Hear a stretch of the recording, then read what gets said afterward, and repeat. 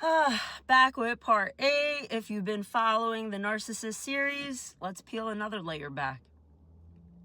One of the most isolating parts of being raised by a narcissistic mother is realizing that from the outside, everything looked fucking normal. Sometimes even perfect. To other people, she might have seemed caring, supportive, attentive. She knew how to present herself in a way that protected her image.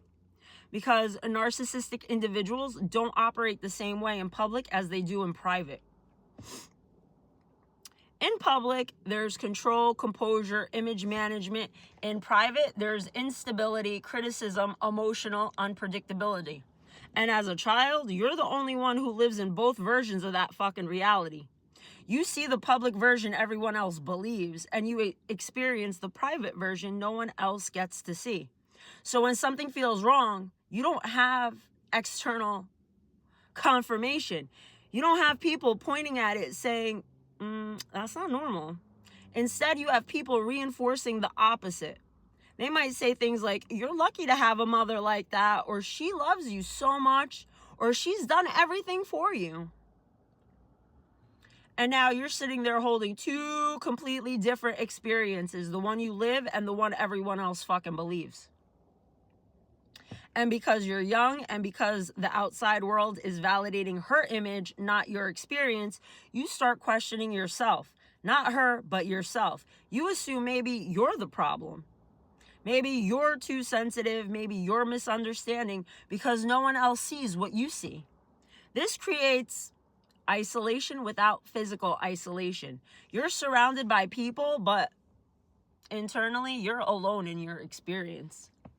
And narcissistic mothers rely on this. They rely on maintaining their external image because that image protects them from accountability. If no one sees it, no one questions it. If no one questions it, the system stays intact. And as a child, you don't have the authority, language, or support to even expose it. So you carry it silently. You adapt silently. You survive silently. And it's not until much later, often in adulthood, when you gain distance and perspective, that you begin to see the split clearly. You begin to recognize that the version of her the world saw was curated. It was controlled. It was intentional. It was a fucking mask and illusion. And your experience was real, not exaggerated and not imagined. You hold the real version.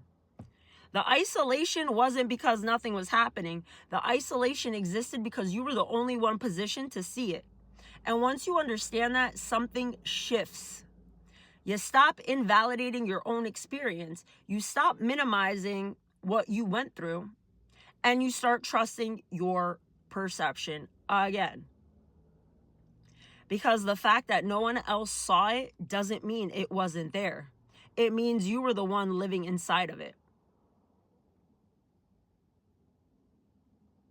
So yeah, I had a real fucked up childhood. But on that note, 333, spirit source with me. On that note, if you made it this far, touch all the buttons, show some love. If this is resonating with you on a soul level, I want to know. Remember, this is a safe space. No judgment here. Open your throat chakra. Let some of that, whatever comes up, let it the fuck out. Give it to God, give it to source, give it to universe. Let it the fuck go. Come back for part 9.